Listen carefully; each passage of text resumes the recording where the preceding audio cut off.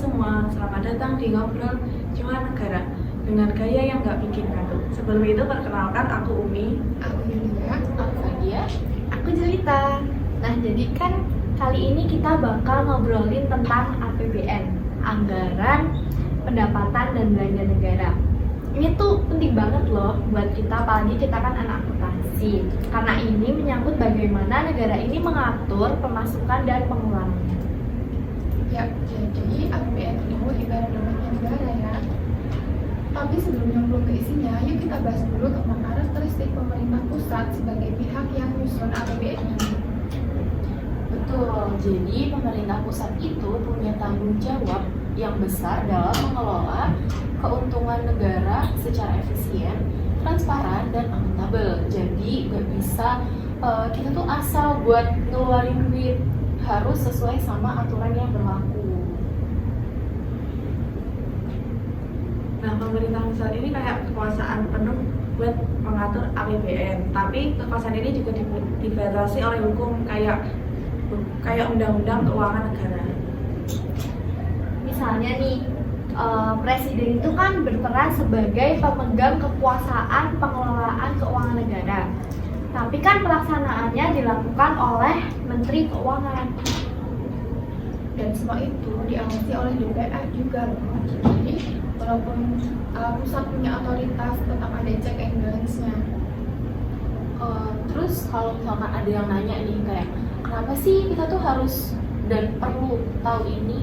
Ya karena ini kan uang kita juga ya, dari pajak, dari PNBP atau penerimaan negara bukan pajak dan juga lain-lain.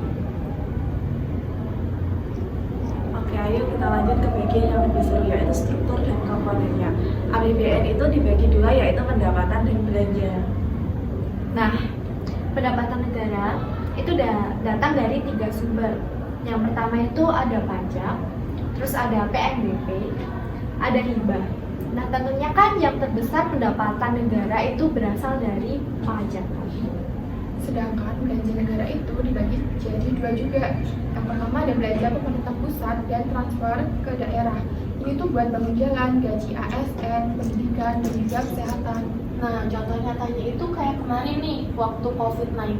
Pemerintah itu kan langsung ngatur APBN itu buat dana bantuan sosial, terus buat vaksin, dan juga buat insentif tenaga kesehatan. Jadi, dana APBN itu fleksibel aja, sesuai dengan kebutuhan negaranya gitu.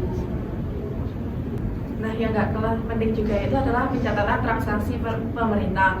Nggak asal catat ya, ini harus sesuai dengan akuntansi pemerintah.